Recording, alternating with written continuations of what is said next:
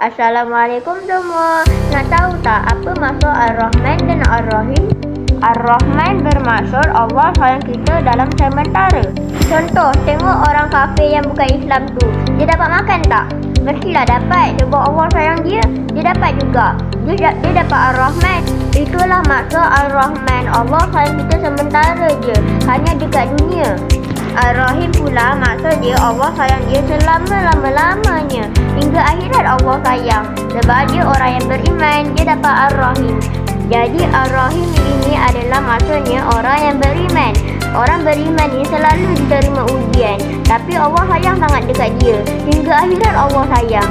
Itulah bagusnya jadi orang yang beriman. Dapat pahala yang banyak juga. Jadi sebab itulah kita kena berusaha untuk jadi orang yang beriman, supaya Allah sayang kita dapat pahala banyak dan dapat masuk syurga. Amin.